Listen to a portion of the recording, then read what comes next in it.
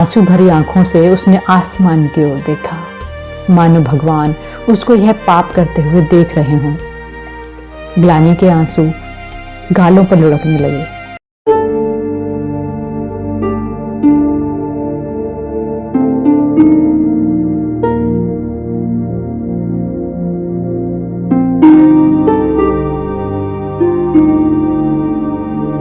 रात का समय था।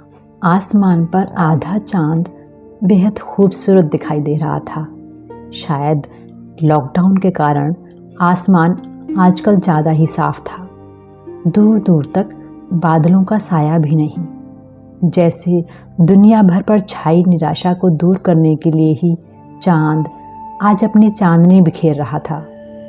पर झुग्गी के भीतर से चांद को ताकती जमुना की उदास आंखों को यह चांदनी भी नहीं सुहा रही थी। रात आधी से ज़्यादा गुजर चुकी थी, पर नींद उसकी आंखों से कोसों दूर थी।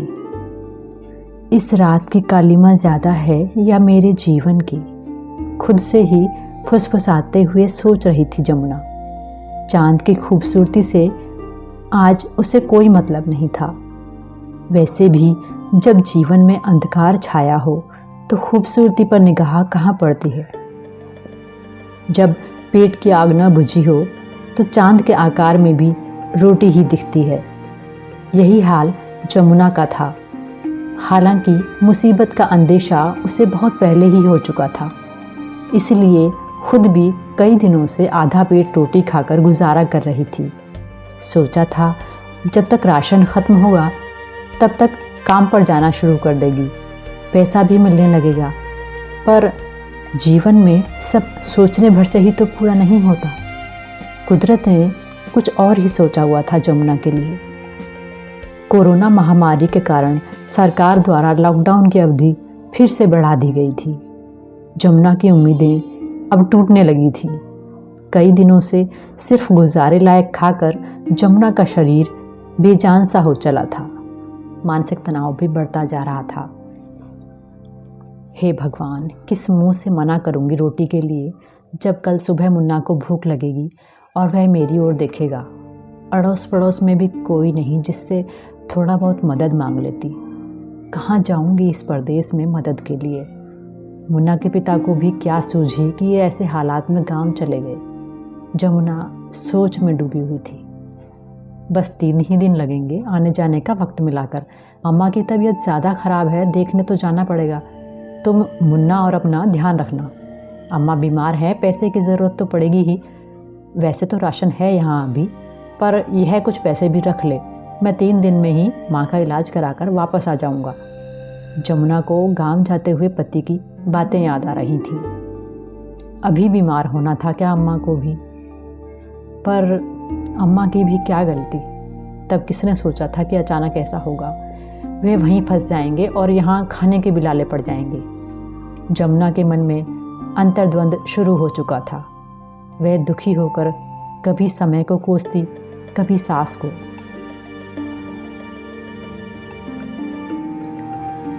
जमुना और उसका पति एक ठेकेदार के यहाँ काम करते थे। काफ़ी लंबे समय से एक विशाल बंगले का निर्माण कार्य चल रहा था।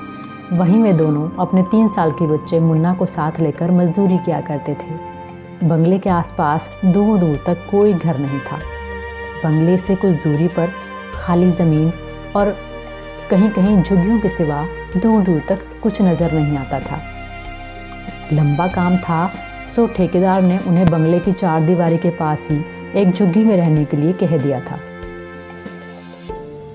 गांव से आने के बाद कभी ऐसा मौका नहीं पड़ा था कि 2 वक्त की रोटी की कभी किल्लत हुई हो। मजदूरी समय से मिल जाती थी। आटे का कनस्तर खाली होने से पहले भर जाता था। 2 वक्त की रोटी, रहने को जगह और सांझ को मुन्ना की अठखेलियाँ ही उन दोनों पति पत्नी की जिंदगी थी। वे दोनों इसी से संतुष्ट थे। जमुना को अपने पति और अपनी मेहनतकश जिंदगी पर पूरा भरोसा था, इसलिए उसने कभी ऐसा सोचा भी नहीं था कि ऐसा बुरा वक्त भी आएगा। कल कैसे होगा, वह फिर सोच में डूब गई। आज तो फिर भी बचा कुचा आटा झाड़ कर निकाल लिया था कनस्तर से।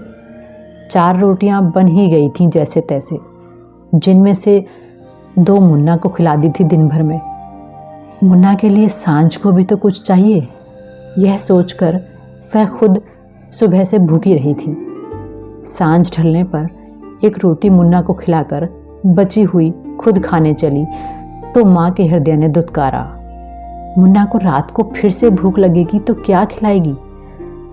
मुन्ना सारी रोटी कहाँ खा पाएगा, पर रात को वैसे भी जल्दी सो जाता है। पेट की आग मातृत्व पर हावी हो चली थी, पर ममता सवाल करने पर उतारू थी। अच्छा ठीक है, आधी ही खा लेती हूँ। यह सोचकर आधी रोटी को 2 ही कौर में निगल गई जमुना। डर था कि कहीं उसका मन फिर से ना बदल जाए और मातृत्व हावी ना हो जाए। आंसू भरी आंखों से उसने आसमान की ओर देखा, मानो भगवान उसको यह पाप करते हुए देख रहे हों। ग्लानि के आंसू गालों पर लुढ़कने लगे। आसमान पर चमकता आधा चांद भी आज उसे अपनी आधी बची हुई रोटी जैसा ही दिख रहा था। उसने ग्लानि से धीरे से सिर झुका लिया। सुबह होने का ख्याल ही उसे डरा रहा था। कैसे वो और मुन्ना आधी रोटी में पूरा दिन बिताएंगे कल। भूख और चिंता उसे खाई जा रही थी। तभी मुन्ना नींद में हड़बड़ाकर जाग गया। चिंताओं के जाल से कुछ देर के लिए ध्यान हटा और मुन्ना को सुलाने के लिए लेट गई जमुना, और न जाने कब उसकी आंख लग गई। मुख पर हल्की गर्मी महसूस हुई तो जमुना की आंखें खुल गईं। लगा जैसे दरवाजे की झिर्री से निकलती सुबह की पतली सी सुनहरी किरण उसे सांत्वना दे रही है। बगल में मुन्ना अभी तक गहरी नींद में था। उसे जगाने की हिम्मत भी नहीं थी आज जमुना में। उठते ही कमजोर शरीर ने बीते दिनों का तनाव और परेशानियां याद दिलाना शुरू कर दिया। जमुना बेमन उठी और दरवाजे से टेक लगाकर बैठ गई। सड़क पर कोई कोलाहल नहीं था। सुबह की ताजी हवा भी जैसे जमुना के सांसों को जीवन देने का भरसक प्रयास कर रही थी। साधारण दिनों में इतनी सुबह उसकी नींद ट्रैफिक के शोर और अन्य झुग्गियों के आते हुए धुएं और बर्तनों की आवाज़ से खुल जाती थी।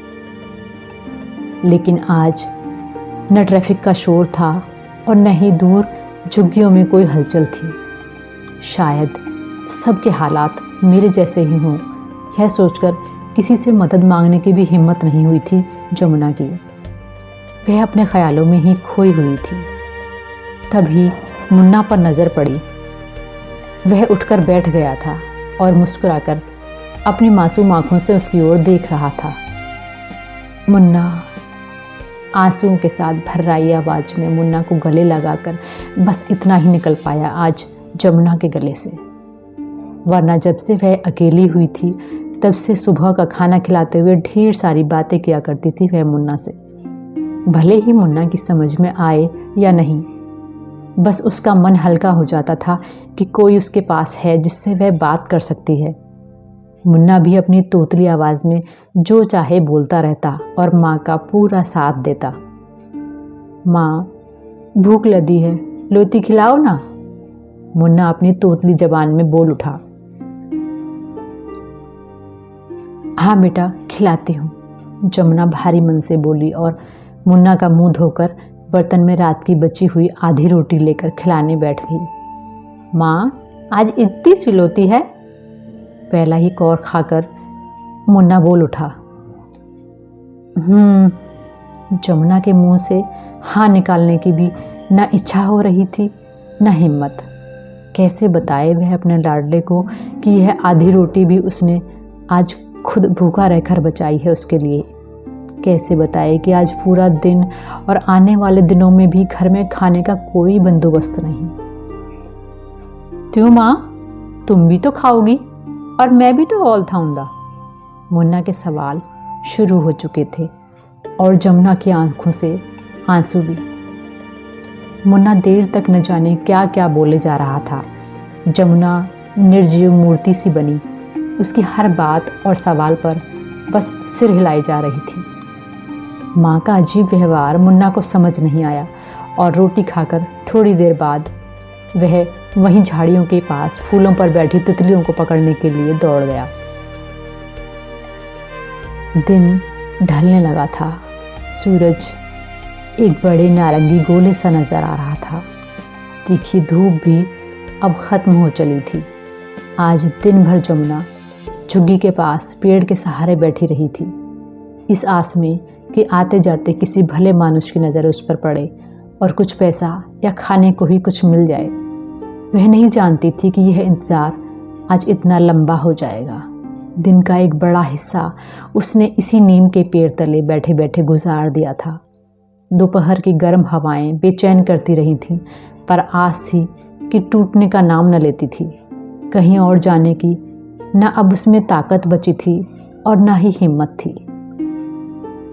धीरे धीरे उसकी आशाओं की तरह सांझ भी ढल गई, तो मजबूरन आस का दामन छोड़कर वह निढाल से उठी और झुग्गी के भीतर चली गई। इस बीच मुन्ना भी कई बार रोटी मांग चुका था। सुबह भी भरपेट खाना नहीं मिल पाने के कारण आज उसे दिन भर भूख लगती रही थी। जमुना हर बार उसे कभी पानी पिलाकर, कभी थोड़ा गुड़ और कभी झूठी सांत्वना देकर बाहर खेलने भेज देती, ताकि उसका ध्यान खेल में लगा रहे। आखिरकार मुन्ना भी निराश होकर, थक कर सो गया था। घर में आज कुछ भी नहीं बचा था जिसे देखकर वह मुन्ना को दिलासा दे देती। सोते हुए मुन्ना की सूरत देखकर जमुना के हृदय पर जैसे हथौड़े चल रहे थे। जिंदगी में कभी खुद को इतना बेबस महसूस नहीं किया था जितना आज। उसकी ज़िंदगी में मुसीबतें तो आती रहती थीं, पर उसने मुन्ना को कभी भूखे पेट नहीं सुलाया था। हे भगवान, मेरे लिए ना सही, मेरे बच्चे के लिए कुछ दे दो। जमुना के सब्र का बांध टूट पड़ा और वह बेबस होकर मुन्ना के सिर पर हाथ फेरती हुई फफक फफक कर रोने लगी। दूर सड़क किनारे बनी झुग्गियों में भी जैसे मौत का सा सन्नाटा पसरा हुआ था। न किसी बर्तन खटकने की आवाज़, न हंसने बोलने की, जैसे कि अक्सर सांझ ढले आने लगती थी। कभी कभार कुछ कुत्ते भौंकते जाते थे, शायद भूख से उनका भी बुरा हाल था। अचानक दूर किसी ट्रक के आने की आवाज़ आई। कुत्तों ने भी जोरों से भौंकना आरंभ कर दिया था। झुग्गियों के पास आकर ट्रक के रुकने की आवाज़ हुई। मुन्ना भी जाग गया। माँ देखो तो ये आया है।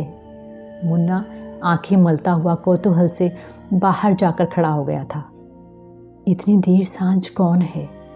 आजकल तो वैसे भी इस समय कोई गाड़ी ट्रक नहीं दिखा बहुत दिनों से। इक्का दुक्का दिन में भी तो फिर भी कोई दिख जाता है, जमुना सोचने लगी। उसकी जिज्ञासा और बची कुची आस उसे भी बाहर खींच लाई और वह भी मुन्ना के पास आकर खड़ी हो गई। तभी एक आदमी ट्रक से बाहर निकलता हुआ दिखाई दिया और माइक पर एक आवाज़ गूंजी। भाइयों, हम यहाँ आपकी मदद के लिए आए हैं। जिनको भी इस समय आटे की सख्त ज़रूरत है, यहाँ आकर ले जाए। 1-1 किलो आटा सभी को दिया जाएगा। हर परिवार को 1 किलो आटा मिलेगा। ध्यान रहे, जल्दी आइए। हम भी वहाँ आएंगे माँ? मुन्ना ने उत्साह से उसका हाथ खींचकर पूछा। हाँ हाँ चल, कहकर वह तुरंत मुन्ना की कलाई पकड़कर दूर खड़े ट्रक की ओर दौड़ पड़ी। रोटी मिलने की आखिरी आस ने जैसे उसके पैरों में पंख लगा दिए। जल्दी भाग मुन्ना, भीड़ हो गई है, आटा खत्म ना हो जाए कहीं। जमुना लगभग उसे घसीटती हुई बोली। मुन्ना साथ दौड़ने की कोशिश में गिर पड़ा और रोने लगा। अरे अरे मेरा लाल, कहीं लगी तो नहीं?